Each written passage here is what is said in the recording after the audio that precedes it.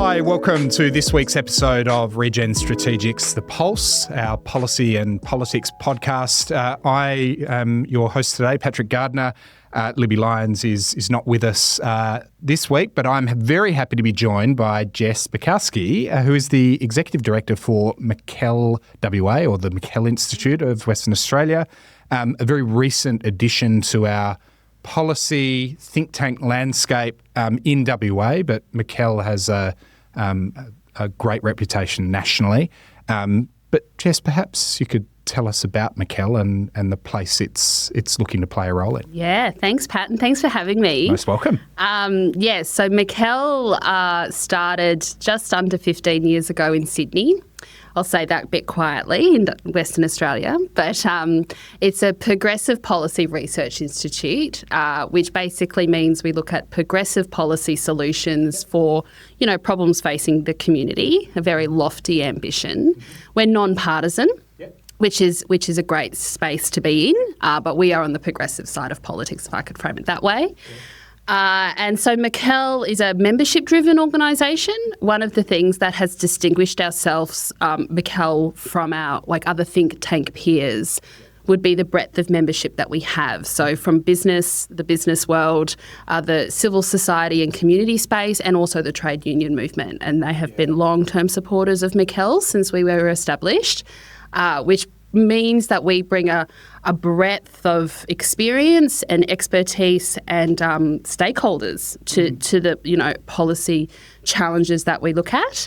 Over the last 2 years or so, McKell's gone through a bit of an expansion strategy, and it has, which is very exciting. So having been in Queensland, New South Wales and Victoria for a while, we opened up a branch in South Australia last year, and that services the Northern Territory.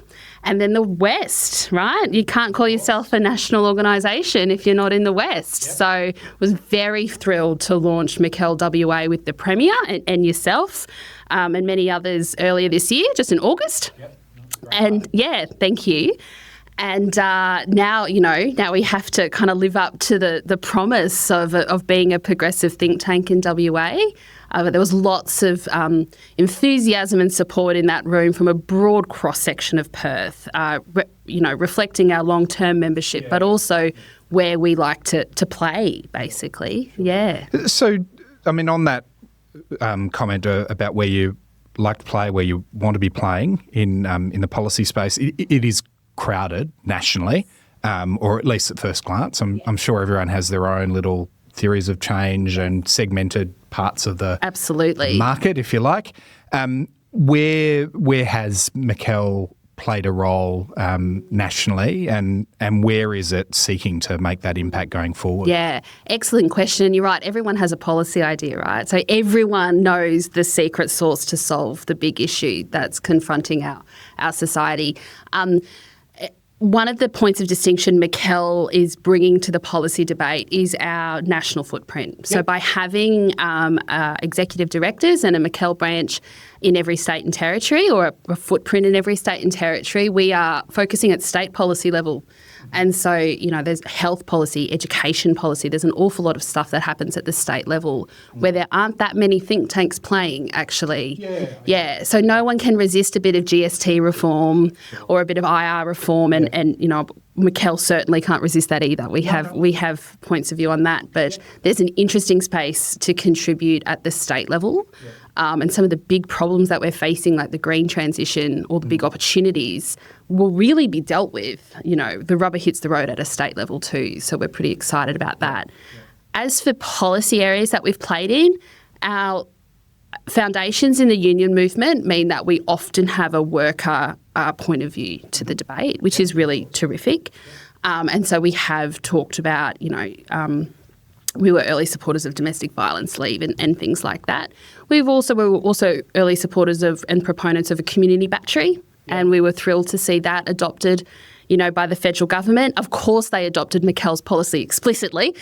And then we've done all sorts of other stuff in health, but also in housing, particularly in New South Wales, affordable housing, which has been really rewarding to see ideas that you get put up, adopted by government, and then realise that's a pretty special place to be. Yeah, it certainly is. And do you taking that point about some of the state issues or the issues that are more aligned to state government responsibilities and powers and legislation, do you see some points of comparison with your counterparts and colleagues in other states, even within McKell, like the solutions for housing or health or energy or in the social policy space? Is there something to be said for actually peering across the border and copy and paste, right, where you can.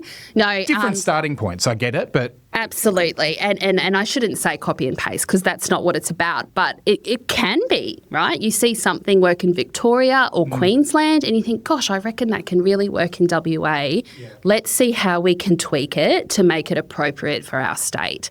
Yeah. So we are very excited to see how we can leverage our national footprint model to deliver state-specific policies. I think we can have quite a lot of fun with that and hopefully a lot of meaningful impact. Yeah. Yeah. Well, and where I see the advantage of that is this call for a level of uniformity across the country. If you can be assisting with setting up the guardrails to ensure that, then that's beneficial in the same way that, I don't know, Chamber of Commerce and industry across the country are seeking to do so for red tape or other forms of regulation. Yeah, that's correct. That's exactly right. And one of the really exciting things I've been able to do over the last 6 months since I've joined McKell is talking to people in Perth. And so I have this list of policy ideas which we hope to, run with over the course of the next while, years or longer. And everyone has a policy that they're like, oh, if we just did this, and that includes everything from how we handle commercial waste, like from a building site, construction waste. Oh, yeah. Each state has a different method of classifying that. Yes. So, what is rubbish in Queensland may not be considered rubbish in New South Wales, et cetera, or indeed in WA. And so that would be a really great example of something where we could suggest a harmonisation to a standard, especially as we look to, redevelop areas and make a more efficient use of space. Yep. That would be as I say, a fun place to play. And through that familiarisation process with members as you've established the WA branch of McKell, has it surprised you the issues that have come from certain individuals or organisations where they're thinking perhaps well beyond what you originally would have thought? Is their brief? Yeah, great question. The first thing that surprised me about my conversations with various stakeholders is how many people are like closeted policy wonks. Right. They love it, right? Well, everyone's got a big idea. Everyone's got a big idea, yeah. And but you're right. Often their ideas are outside their lane, if I can use that phrase, which is really. I think that's really heartening that people want to make a contribution beyond their immediate, impact. I also think that points to how connected business and community groups in the union movement are to society. So they see what happens in one place and the effects that has elsewhere, which is part of the challenge of policy making, right? Like, you pull a thread over here and what happens over here. But the fact that people are willing to bring ideas to the table and apply their expertise from one industry to another, I think is really, really interesting. Yeah. Jess, you mentioned the non-partisan aspect of McKell as being sort of a central pillar of the way in which the organisation's governance is established. How do you go about that? How do you course correct? How do you ensure that retains its integrity? Talking to people. I talk to as many people as possible across the political spectrum and those who don't consider themselves political as well. If I can actually draw on the experience of my colleagues in Queensland.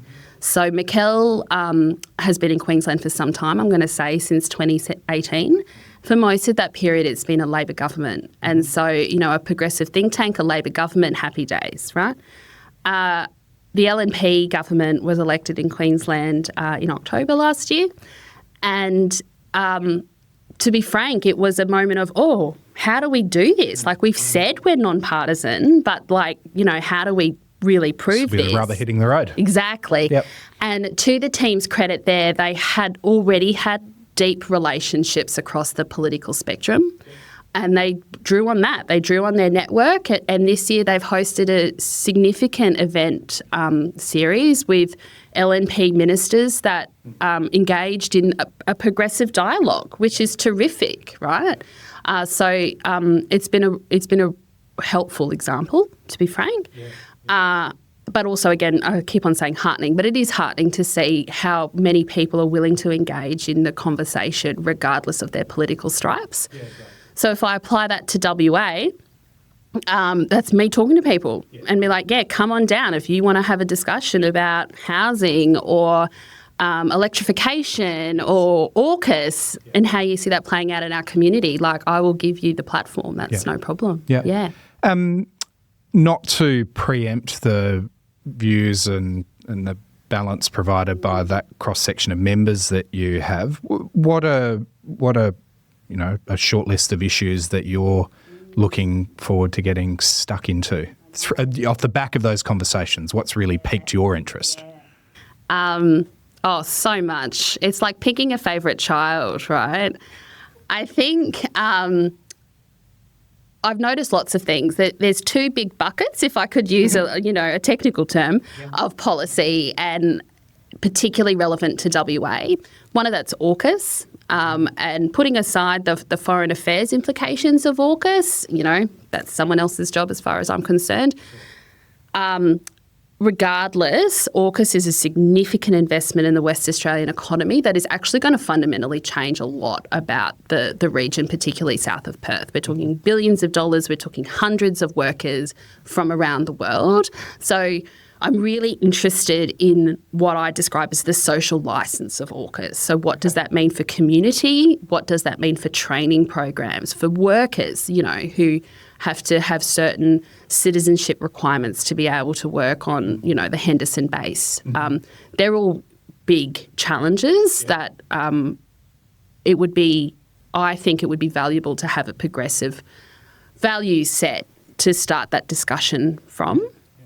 Similarly, the green transition, and that, again, another big, meaty problem with lots of opportunities. But again, the people piece to that. So what does a good job look like? If you've been a dump truck operator for most of your life at a coal mine, like what's the next job for you? How do we make sure the new industries of the green transition, in the broadest possible sense, don't carry over perhaps the more negative cultural practices of industries of old? Like, what a unique opportunity to start industries with a clean slate. Like, I think that's really exciting. At a more specific level, WA has lots of opportunities in, green iron and green steel, which would be really exciting to get our head around. Lots of work is already happening in this space already. But decarbonising the mining industry is not going to happen overnight. But what a long-term objective for us to be able to contribute to, which would be terrific. But NDIS, education, early childcare, name a policy, and social procurement policies. You're not going to be short of things to do from the sound of it. I know. There's only one of me. But if you want a job done, give it to a busy woman, though, right? Well, you're going to be busy. Yes. As well as steering the ship for McKell in WA, I did peek into your current LinkedIn profile. You're a doctoral candidate. So I don't know which way to, order these. What and why I've got with question marks next to each of them. What? But it's a really, really good question. I'll let you determine the preference. So it is a really interesting question. I have a background in federal politics and corporate Australia. So I worked for, a few big Australian listed companies. And love a bit of politics also, hence my current job with McKell. What I saw there was the power of business to advance issues. And I was always intrigued on what makes them decide to advance an issue versus another issue. I then did a bit of study. I did an MBA, really enjoyed studying again, and that deep thinking that study lets you do. I was privileged that I stopped working and studied full time, so what a gift. And then I'm like, I could decide what to do with the MBA, or I could just continue studying. And so I started a doctorate looking at corporate social activism, and specifically looking at what motivates a company to take a position on a social issue, and then what impact that decision has on them, their reputation, their engagement with their stakeholders. It's a pretty big space at the moment, particularly in the US. We've seen all sorts of corporate social advocacy and activism. You think Nike, Ben & Jerry's, also significant stuff under the first Trump administration around immigration laws and the tech industry really taking a strong stance on that. In Australia, the most two recent, most notable examples of corporate social activism, you'd have to say, would be marriage equality in 2017, and of course The Voice in 2023. And so it was really The Voice that was my particular interest. I'm like, I think this is quite fascinating. Why did companies decide to back it? Why did some companies decide not to have a position? I'm focusing on listed companies because I'm particularly interested to see the role of shareholders and institutional shareholders have. And to be frank, they have to disclose a lot of information. So from a research point of view, it is a bit more helpful. What's been fascinating, it's very early days in the research, but even notwithstanding that, it's been fascinating to see how much that has changed over the last little while. The Voice went a different way to the way I wanted it to go, but, obviously the government as well backed the Yes campaign significantly. And so 24 of the ASX 50 publicly supported the Yes campaign. So it's a sizable amount. And I was interested to see what impact that had on them, and also whether they'd do it again, to be frank, and whether there is a community expectation that businesses should do this. That remains to be seen. I'm not sure. There's been lots of, anti-woke commentary over the last few years, and obviously what's happening in the US has also led companies to kind of reassess what they're doing and how they're doing it. But there's a lack of from my point of view, there's a lack of academic rigour on the Australian experience. So, really looking forward to kind of contributing to that. Yeah, and for those 24 listed companies that you mentioned earlier, did they have a compelling independent rationale for making that decision, or without singling any individual organisation out, looking at, say, the timeline of when those announcements were made, when they were disclosed, if you like, given they're listed? Was there a tipping point where, at a certain week in the campaign, there was enough looking over the shoulder or looking in other lanes and realised, hey, we're going to be odd ones out? Yes, yeah. Fascinating. And I have this vision to have a timeline of comments that people have made based on campaign milestones as well. So that's a work in progress. But what I do know, and this is based on the record comments, is that many companies, including Qantas, Rio and BHP in particular, were supporters of constitutional recognition for a long time, and they backed the Recognise campaign, which was as early as 2012. And then Rio and BHP came out very strongly in 2019 to back the Uluru Statement, and continued to be advocates of the Yes campaign for some, throughout the campaign. So 2019, it was quite early. That's 4 years away from when the vote actually happened. Yeah. Are there spikes in public support? My sense is there are. I don't have all of the data on that yet. You can see spikes around NAIDOC Week and Reconciliation Week as obvious points to that. It's also really interesting to look at the role of reconciliation action plans as a kind of instigator for companies to think this through. I don't think we can underestimate the role that played, and the amount of companies who launched a RAP and made their position public is quite substantial as well. To your point about the kind of, if I'm paraphrasing, the safety in numbers. Yes. So, these folks did it, so I'm going to do it, or these folks did it, so I have to do it. Mm-hmm. That's one of my questions when I'm speaking to folks about, their company decision making, and the response is mixed, to be honest. Which is interesting, right? Yeah. So is there peer pressure or institutional pressure? That I look forward to finding that out a bit more definitively. How far along the journey, really the doctoral journey are you? Pat, you'll see me in the fetal position next year going, what have I done? I should be done by October 27. All things being equal. All things being equal. So, and what did I decide to do? I decided to set up a think tank whilst I'm doing that. So that's a really good life choice, isn't it? Yeah. Along with a young family. And along with a young family and a husband that travels. Yeah, it's totally fine. Yeah. Well, we'll have you on hopefully before your doctor. Yeah, that's it, Dr. Jess. All things being equal. That's right. You've worked with, as you alluded to, prime ministers, ministers, senior public servants. Is the challenge of identifying, articulating, prosecuting major reform getting more difficult? Yeah, you'd have to say it is, right? And I would suggest you'd make that observation even if you haven't been in the thick of it. I'm hesitant to jump straight to social media, but I don't think you can underestimate the impact that has had on the conversation and how quickly things move. And I'm not always convinced that gives the space for deep thought. I used to work for Kevin Rudd, so I worked for Kevin when he was Foreign Minister and then Prime Minister the second time. And he just had a Twitter, and so the Twitter profile, and he had a Facebook. And I remember when he had started his MySpace, and this is not that long ago. No, really right? isn't. It really isn't. I also remember he was quite an early adopter of Skype for engagement, and so he would Skype into schools from Canberra.